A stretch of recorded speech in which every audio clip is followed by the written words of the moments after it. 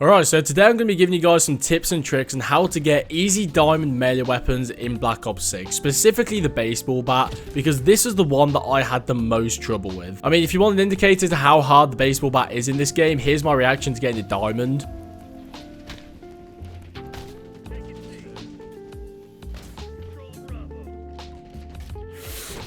Yes! Oh my god. Yeah, maybe a bit of an overreaction, but I was happy to get this done. It was a painful grind. So today I'm going to be giving you guys some tips and tricks on how to get this done a little bit easier. The things that I learned while going for this camo. But just before we get into today's video, if you are new around here and you haven't already, make sure to subscribe to the channel. If you want to see more camo guides and tips and tricks here on the channel, make sure you show support on this video. But with all that out of the way, we're just going to hop right into it. And first, we're going to break down the camo challenges to get these things diamond. Now, the first one is the military camos for both of the melee weapons. You have to get 100 kills with each of the weapons. Very straightforward, nothing really to talk about. Next up, we'll talk about the knife. Camo 1 for this is 50 kills with the Enforcer specialty equipped. And the second camo is 30 kills without taking damage. And for the baseball bat, the first camo is 15 kills after switching weapons, and the second camo is 30 kills without taking damage once again. And then to get gold camo and diamond camo, it's the same as almost every single weapon in this game. Gold camo, you have to get 10 double kills with each weapon, and then diamond, you have to get 10 lots of 3 kills without dying. We could talk about dark spine and dark matter in this video, however, the tips basically apply to them as well. It's just more kills, so there's no point in really talking about them directly. We're going to start off by talking about the class setup and the game mode, because regardless of the challenge, this isn't going to change. Here's the class setup that I used here on screen. I went with the recon specialty because wall hacks, why wouldn't you? But specifically, the perks I went with were Ghost, Tracker, and Vigilance. Now, to be honest, if I could, I would use Ninja, but I've just Prestige, so I've been using Ghost.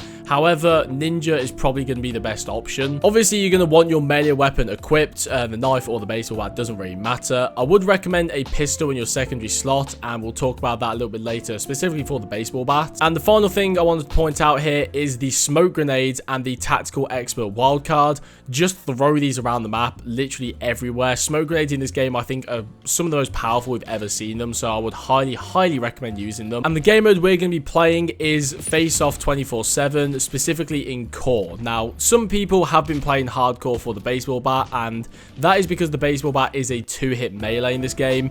I don't understand why. It has the same swing speed as the knife, but people have been playing hardcore to get this done. If you want to do that, that's fine. But I personally stayed in core, face-off, and cherry-picked for stakeout. I would not play any of the other maps, specifically Warhead, even though this game tries to push that fucking map. I hate it. So we're going to start off by talking about the first camo challenge, which is Red Tiger, the military camos, and that is 100 kills. Now, for the knife, I don't really think there's any kind of playstyle you have to put in force here. Just run around like a madman, throw your smoke grenades around the map, and just knife people. It's very straightforward. With the baseball bat, it's a little more difficult. So the way the baseball bat works in this game is you've got your right trigger, which is a 2-hit melee kill, very similar swing speed to the knife, and then you've got your left trigger attack, which is very similar to the Soul Render sword from Modern Warfare 3, where you do a execution type thing. I would recommend doing this where you can, but I wouldn't try and exclusively use it. I think it's very helpful for getting kills, but you've got to bear in mind, if you start doing this execution in front of enemies, they're just going to shoot you and you're just going to die. And the technique for getting kills with the baseball bat, I would say you want to kind of run rings around the enemy. And it's kind of weird because when you start hitting the enemy with the baseball bat, your camera kind of locks into position. But the thing is, you want to keep your body away from where they're aiming. So if you're kind of trying to maneuver around them, then they're not going to be able to shoot you, obviously, as you're hitting them. So I would try and, work your way around them as they're trying to kill you. And the number one tip I can give for the baseball bat, which is a tip I always give for headshots, just forget about your KD. Like, honestly, I went negative every single game with the baseball bat. I don't think I had above a 0.6 KD. Alright, so camo 1 with the knife is 50 kills with the Enforcer specialty. Nothing really special here. Just put on that specialty. Bob's your uncle. Lovely. The first camo challenge for the baseball bat, 15 kills after switching weapons. What I would do is hold the pistol out in your hands And as you run into a room, hold the melee button to pull out your baseball bat and try and get the kill. I would not run into a room holding your pistol and then swap as you see someone. I think mainly because of the movement bonuses you get with the melee weapon as opposed to the pistol. I would always hold your pistol first, then swap to the baseball bat, and then run into the room. From what I experienced, the time you get with it being a shortly after swapping thing is relatively generous, so I would try and do it preemptively, not as you're running at somebody. And then camo 2 for both of the melee weapons is 30 kills without taking damage.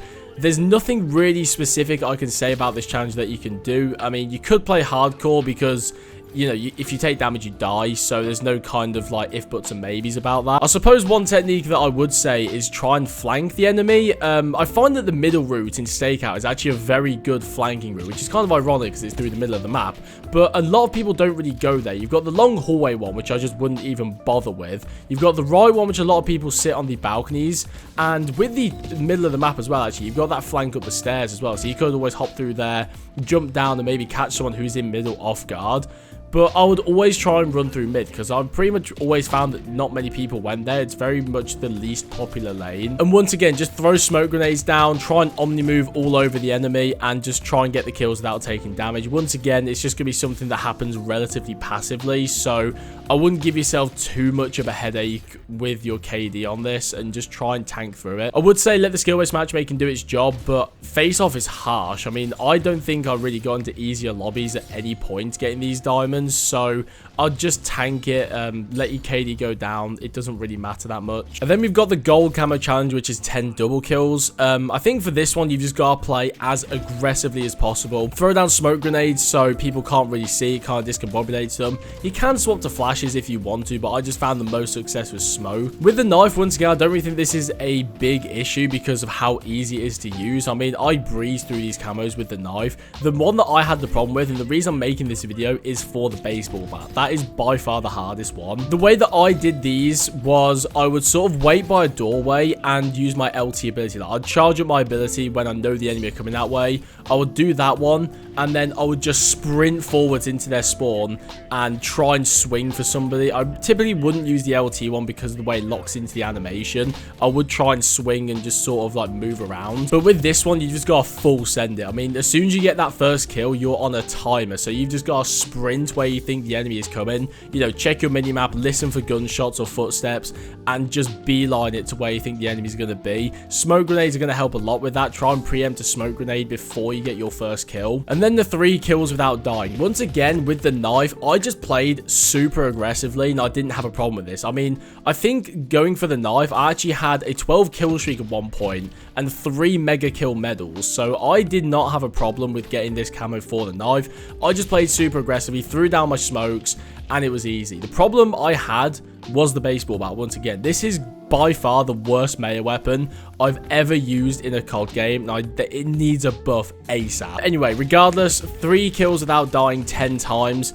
I played super campy. I mean, it's pretty much the opposite of double kills. I went from playing super aggressive to camping. I mean, once you get your first kill, that's when the camping really starts. The way that I played the diamond camo is I would pretty much exclusively use the LT attack, just to kind of guarantee myself the kill. Because once you lock that enemy in that animation, the only thing that's going to stop you from getting that kill is either a teammate shooting them, which I don't know if they can or not, or the enemy shooting you, which they definitely can. So unless it's obviously stupid to do so, for example, if you run to their spawn and there's 4 enemies, don't use the LT attack. That you're probably just going to die anyway.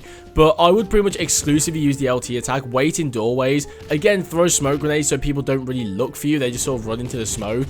And yeah, bum off the LT attack and lock the enemy into the animation, so there's no way that they can kill you. And like I mentioned earlier, the Dark Spine and Dark Matter challenges sort of apply in the same capacity to the double kills and 3 kills without dying.